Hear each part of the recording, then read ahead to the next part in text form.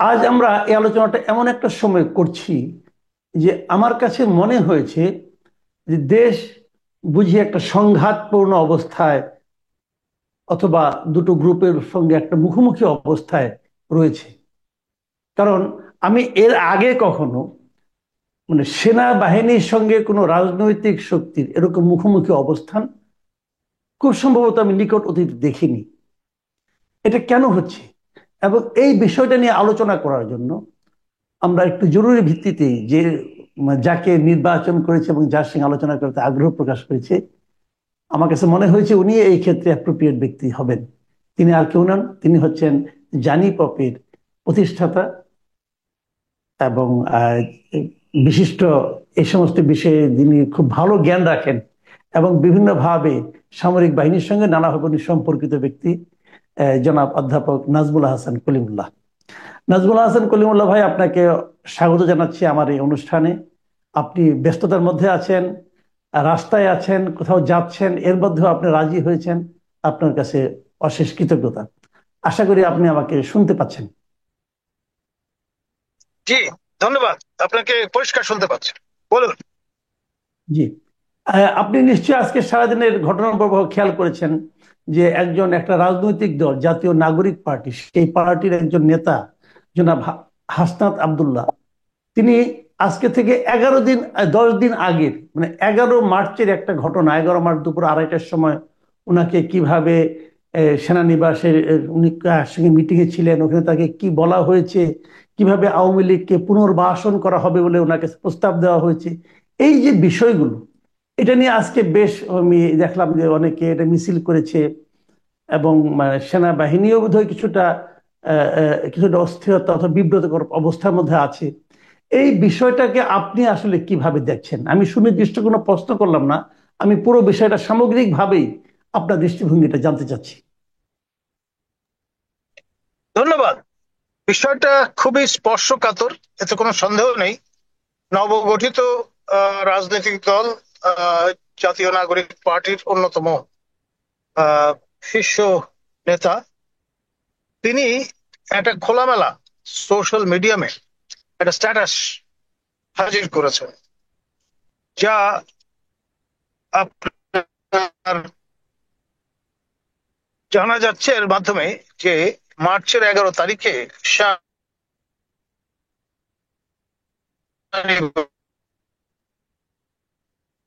আহ, আমাদের মাননীয় সেনা প্রধান তার তার প্রতিনিধিদের সঙ্গে তার একটা মিথস্ক্রিয়া ঘটেছে, এবং সেখানে যে প্রস্তাবটি তার সঙ্গে না, একটু আমি আলোচনা আপনাকে করা মাঝখানে হয়েছে। একটু থামাচ্ছি।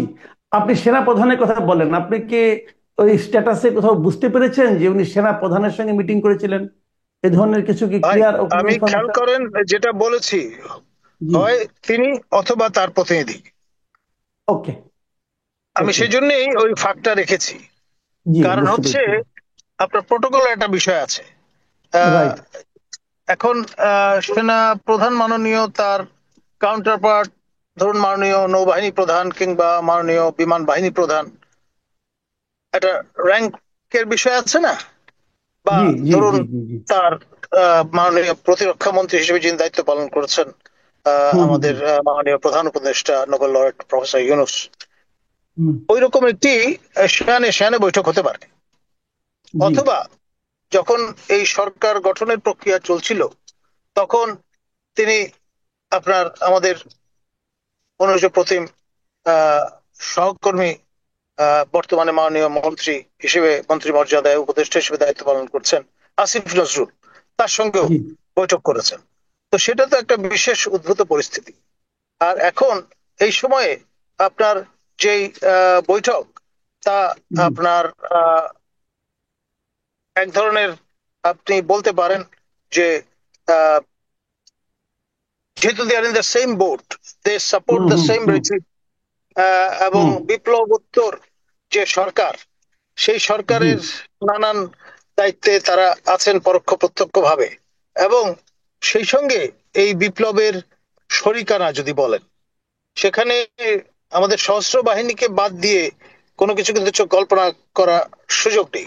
এই জন্যে জি। হুম যে হুম মাননীয় সেনা প্রধান যখন দরবার করলেন তার আন্ডার কমান্ডদের সঙ্গে, এবং তারপর এই আন্ডারস্ট্যান্ডিং এ সবাই আসলেন যে নিরস্ত্র জনগণের উপরে তারা গুলি বর্ষণ করতে অপারগ, এবং জি। এই যে সিদ্ধান্তটি সেটি যথেষ্ট ঝুঁকিপূর্ণ ছিল।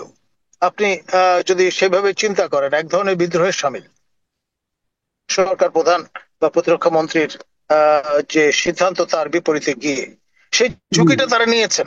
সুতরাং একা যে হাসনাত বা তার সহযোদ্ধারা যারা ছাত্র জনতা তারা যে এককভাবে শুধুমাত্র ঝুঁকি নিয়েছেন তা তো নয়। দেখুন দেখুন হাসনাতের মতো যারা আপনার সমন্বয়ক ছিলেন তারা কিন্তু ওই অর্থে চাকরিরত ছিলেন না। সেই রাইট। দৃষ্টিকোণ থেকে দেখলে মাননীয় সেনা প্রধান এবং তার সহকর্মীদের ঝুঁকি কিন্তু আরো অনেক বেশি। আপনার তারা রাইট। চাকরিরত আছেন, তাদের কোর্ট মার্শাল হতে পারতো, তাদের মৃত্যুদণ্ড হতে পারতো, অনেক কিছু হতে পারতো। তো সুতরাং আহ, ঝুঁকি বিবেচনায় কোনো অংশে তাদের কম বলা যাবে না। রাইট। ফলে আহ, আপনার এই যে মালিকানা শরিকানা বিপ্লবের সেই দৃষ্টিকোণ থেকে দেখলে আহ, আপনার তাকে যথাযথ মর্যাদা দিতেই হবে, এবং সেটি তিনি ডিজার্ভ করেন। আমাদের মাননীয় সেনাপ্রধানের কথা বলছি বা তার সহকর্মীদের কথা জি। বলছি, যারা জি। পিপল ইন ইউনিফর্ম, তাদেরকে কোনো অবস্থায় তুচ্ছ তাচ্ছিল্য করার কোনো সুযোগ নেই।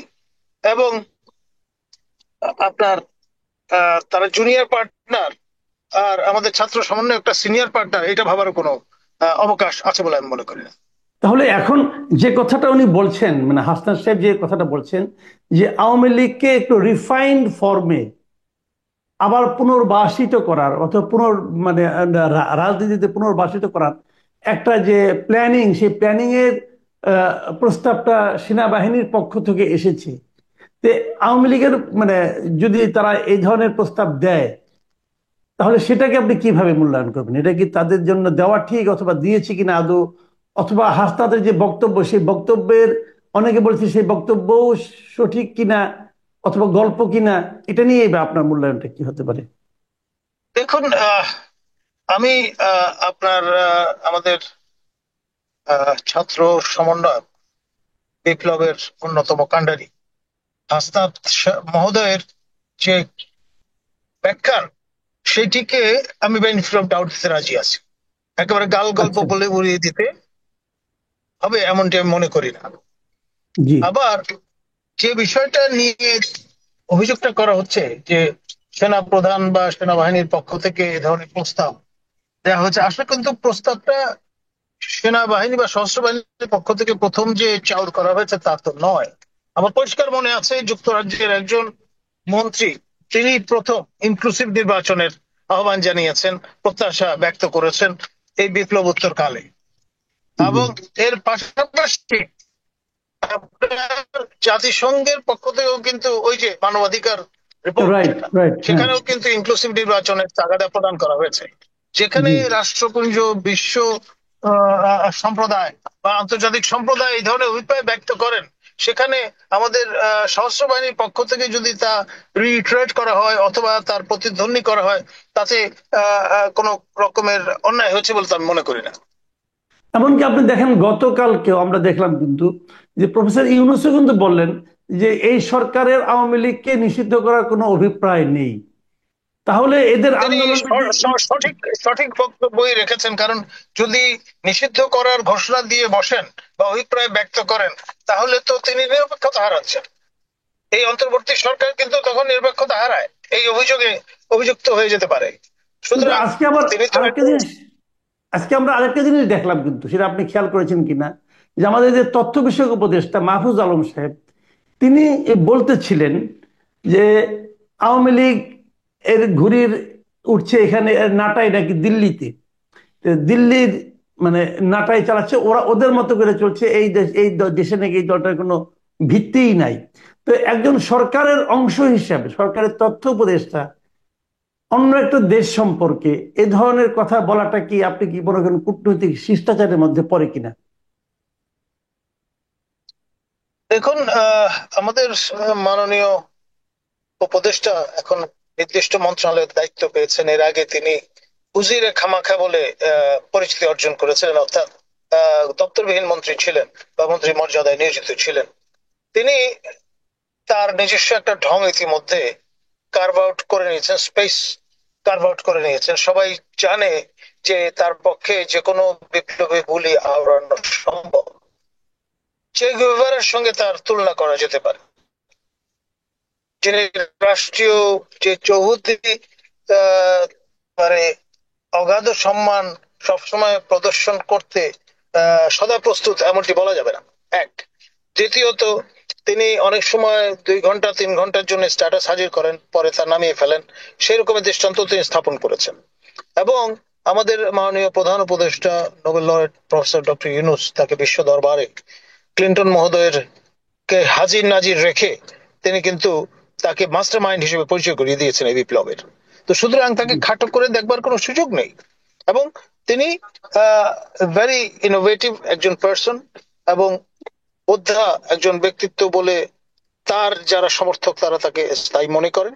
এবং সেই কারণে তিনি আপনার যে কোনো ধরনের বক্তব্য হাজির করে অভ্যস্ত হয়ে গেছেন। সুতরাং এটা নতুন কিছু নয়, অবাক হওয়ার কিছু নেই। না, আপনি অবাক হন নাই, কিন্তু যখন এই অন্তর্বর্তীকালীন সরকার নিজেদেরকে নিরপেক্ষ সরকার হিসেবে বলছে এবং তার একজন উপদেষ্টা যখন নাকি একটা নির্দিষ্ট দলের ব্যাপারে এই ধরনের মন্তব্য করছে, তখন কি পুরো সরকারের নিরপেক্ষতাটা আর থাকছে? খুব সমস্যাটা অন্য জায়গায়। আমাদের মাননীয় প্রধান উপদেষ্টা, তিনি সরকার প্রধান, এটা তার সরকার, তিনি পোর্টফোলিও ডিস্ট্রিবিউশন করেছেন। এখন যাকে তিনি আন্তর্জাতিক দরবারে মাস্টারমাইন্ড হিসেবে পরিচয় করিয়ে দিয়েছেন, এবং এক অর্থে কিন্তু মাহফুজ মহোদয় তার নিয়োগকর্তা, তো সেইখানে আপনার অন্য কিছু করবার তো খুব একটা সুযোগ আছে বলে মনে হয় না। আমি আপনাকে শেষ প্রশ্নটা করছি। আমাদের শেষ প্রশ্নটা হলো যে এর মধ্যে হাসনাত আব্দুল্লাহ তার ফেসবুকেই তার সাবেক সহযোগী, মানে তার সঙ্গে আন্দোলনের যারা সহযোদ্ধা ছিলেন, আসিফ মাহমুদ সজীব ভুঁইয়া, যিনি এখন বাংলাদেশে দুটো মন্ত্রণালয়ের দায়িত্বে আছেন, এই আসিফ মাহমুদ সজীব ভুঁইয়ার একটা ভিডিও আপ করেছেন, ছোট একটা ভিডিও। সেখানে উনি বলেছেন, এবং ওটার উনি একটা শিরোনাম দিয়েছেন যে ক্যান্টনমেন্টের ইন্টারভেনশনের ট্রেইলর 1। এবং সেখানে আসিফ মাহমুদ সজীব ভুঁইয়ার ভিডিওতে দেখা যাচ্ছে উনি বলেছেন যে যখন তারা ডক্টর ইউনূসকে প্রধান উপদেষ্টা বানাতে চেয়েছেন, তখন নাকি সেনাপ্রধান এতে রাজি হননি। এবং পরবর্তীতে উনি যখন চাপ দিয়েছে, তখন তিনি বলেছিলেন যে বুকে পাথর বেঁধে আমি এটাকে মেনে নিলাম। তো এই যে কথাগুলো, আমার এখানে দুটো প্রশ্ন। 1 নম্বর প্রশ্ন হলো, ওই সময় কি কথা হয়েছে কি কথা হয়নি তার বিষয়ে এতদিন পরে এসে আসিফ মাহমুদ সজীব ভুঁইয়ার এই যে কথাগুলো প্রকাশ করা, এটা কি মানে আপনার শিষ্টাচারের মধ্যে পড়ে কিনা? 1 নম্বর। দ্বিতীয়ত হলো, বর্তমানে একটু আগে হাসনাত আব্দুল্লাহ যে স্ট্যাটাস দিয়েছেন, সেই স্ট্যাটাসের সমর্থনে কি এটাকে আরো মানুষকে উস্কে দিচ্ছে কিনা সেনাবাহিনীর এগেনস্টে? ধন্যবাদ। এখন নানান রকমের পয়েন্ট আছে এখানে। একটি হচ্ছে, তিনি যখন মাননীয় মন্ত্রীর মর্যাদায় উপদেষ্টা হিসেবে শপথ গ্রহণ করলেন, তখন কিন্তু গোপনীয়তার শর্ত যে বিষয়টি আছে সেইটাও তার শপথের অংশ হিসেবে মেনে নিয়েই তিনি শপথ গ্রহণ করেছেন। এখন এই রাষ্ট্রীয় বিষয়, মাননীয় সেনা প্রধানের সঙ্গে তার যে কথোপকথন, সেটি কিন্তু গোপনীয়তার প্রিলুড স্টেজে পড়ে। একটা প্রক্রিয়ার মধ্যে দিয়ে তো তিনি শপথ গ্রহণ করেছেন। সুতরাং আহ, আমি যদি তার জায়গায় থাকতাম তাহলে কখনোই এই কাজটি আমি করতাম না। এখন ধরুন, তারা টকবগে তরুণ এবং তারুণ্য কোন রকমের বাধা মানে না। অ্যারোগেন্স অফ ইউথ বলে একটা কথা আছে, তার বহিঃপ্রকাশ ঘটেছে। ফরাসি বিপ্লবের সময় আমরা তেমনটি দেখেছি। আমাদের চট্টগ্রামের বালক জমর সেই বিপ্লবের নেতৃত্ব দিয়েছেন এবং পরবর্তীতে তাকে ট্রায়ালের সম্মুখীন হতে হয়েছে। জমরের ভাগ্যে যা ঘটেছে, আমাদের এই বিপ্লবীদের ভাগ্যে কি ঘটে ইজ ডিফিকাল্ট টু টেল। অনেক ধন্যবাদ জনাব অধ্যাপক নাজমুল হাসান কলিমুল্লাহ। আপনি আপনার এই ব্যস্ততার মধ্যেও আপনি যে আমাদের সঙ্গে যুক্ত হতে পেরেছেন, যুক্ত হয়েছেন, অনুগ্রহ করে। এই জন্য আপনার প্রতি অশেষ কৃতজ্ঞতা। প্রিয় দর্শক, আপনারা শুনলেন ডক্টর নাজমুল হাসান কলিমুল্লাহর বিশ্লেষণ। অনেক ইঙ্গিতপূর্ণ কথা উনি সবসময় বলেন, যথারীতি এবারও বলেছেন। আমি আশা করি ওনার এই সমস্ত কথা থেকে আপনারা সবাই আপনাদের চিন্তার খোরাকটা পেয়ে যাবেন। ভালো থাকবেন আপনারা।